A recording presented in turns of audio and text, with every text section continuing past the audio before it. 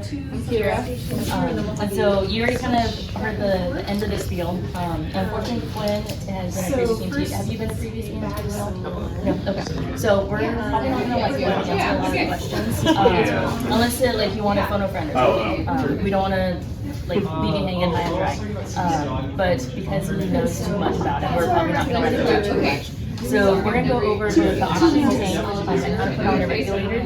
That way you're able to deliver oxygen on the patients that you need. And then we'll go over the different oxygen delivery systems. So you kind of saw the end of it with the nebulizer. So this is RD tank cylinders, and so it's a bunch of pressurized oxygen in here. And now it used to be a brand new tank. And we taught the other group how to take it, basically like start with a new tank. We'll pretend that this is completely sealed.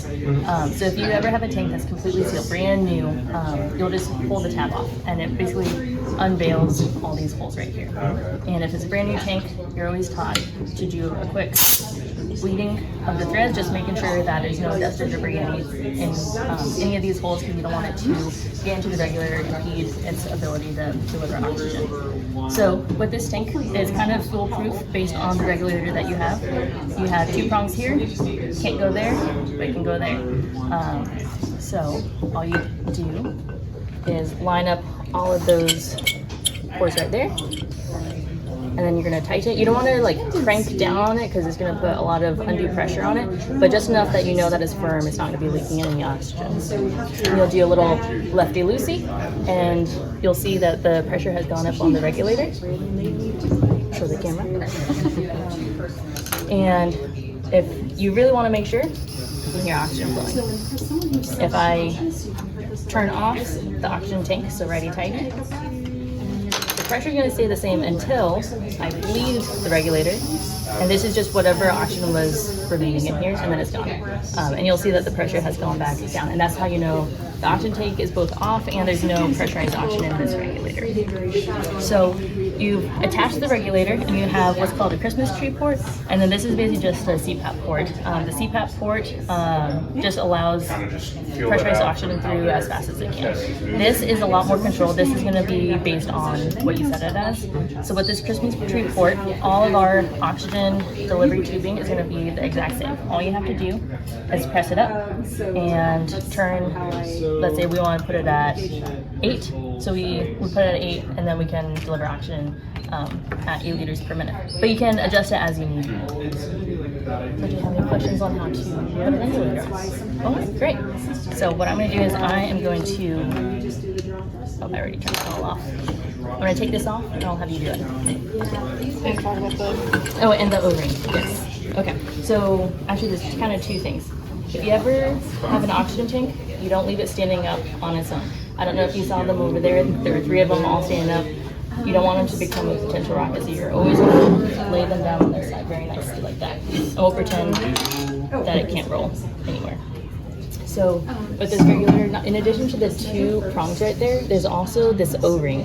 The O-ring sometimes becomes damaged, and so even if you put it on and you know it's all correct, sometimes you'll still hear some oxygen leaking out. It's probably because the O-ring is damaged. Sometimes what you can do is you can take it off, flip it around, and this is just like a quick trick in the field in case like it's just like not working. So put the O-ring back on. Sometimes that fixes the problem just enough for you to get back, and then it can be replaced by a brand new.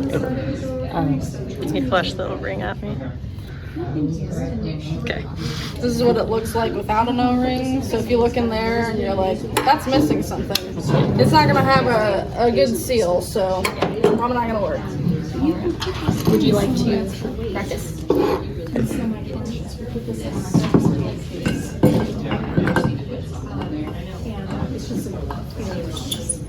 Keep some airway open. Yeah. So when you're putting this in, you're going to want to avoid the anterior. And you just have to turn it on just enough to get it. Right there. Right To have that little pop sound. You're going to want to try and Success. And when Yeah, you're let's say in, you're not we want to do a non-rebreather. you're going straight back. So you're doing the Because our nasal canal got stolen. Okay, so Where'd it go? do you know what the flow rate of a non-rebreather is? All right, I'll go get one. No, that's the nebulizer.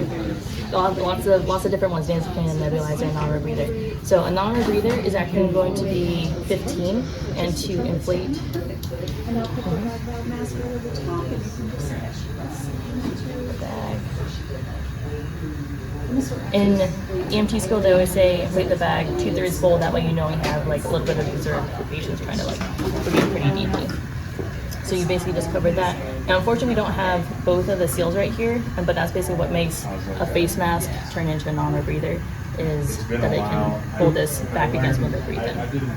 So face mask, I'll hold this for you if you want to, put that on our patient.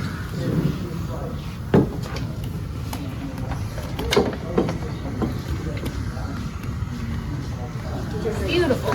Well done. All right. And let's say, oh no, turns out he actually has asthma and he needs a nebulizer. Oh, that was the. Because I ended up joining the end of that training. We'll pretend that you like put it in there, but I'm gonna Okay, everything came apart from the package. Old habits die hard.